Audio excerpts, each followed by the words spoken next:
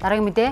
За сүүлийн өдрүүдэд улс төр дөрвөнсөн онцлог үйл явдлуудын нэг бол ардчилсан намын үндсэн дүрм хөтөлбөрийн төслийн талаар орон даяар өрнөж байгаа хэлцүүллээ.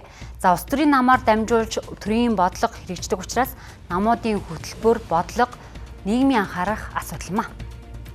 Улс төрийн намын тухай хуульд нийцүүлэн боловсруулсан ардчилсан намын үндсэн дүрм хөтөлбөрийн төслийн хилцүүлэг Монгол орны 330 сум, нийслэлийн 204 хорооны гишүүд дэмжигчдийн оролцоотой орон даяар 12 хоногийн турш өрнөсөн. Тэгвэл өнөөдөр отхон хилцүүлгээ Төв аймагт хийлээ.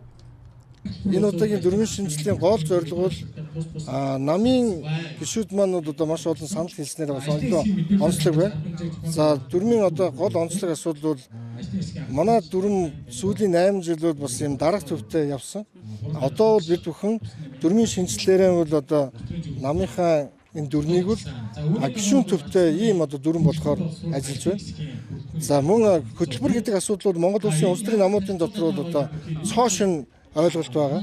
За энэ ойлголтыг бид бүхэн бас намынхаа гишүүдэд намын үндсэн үзэл баримтлалаараа тулгуурлаад энийхээ бас дүрмэн хэрхэн дүрм хөтөлбөрөө хэрхэн боловсруулсан талаараа бас танилцуулга хийгээ явж байна. Энэ дүрмийн хилцүүлэг бол олон талын хүн болгоныг хамруулсан Монгол орон даяар явж байгаа учраас их чухал зүйлүүдийн нэг гэж харж байгаа. Бид дараагийн олон удаагийн амжилтуудыг, ялалтуудыг бол бид нар авчих юм аа.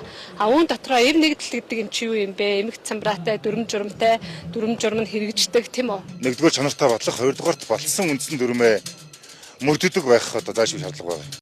Өнгөрсөн 2 дугаар сард ардчилсан намын ерөнхий нарийн бичгийн дарга Ганнибалаар ахлуулсан ажлын хэсэг гарч уг хөтөлбөр дүрмийн төслийг боловсруулсан юм а.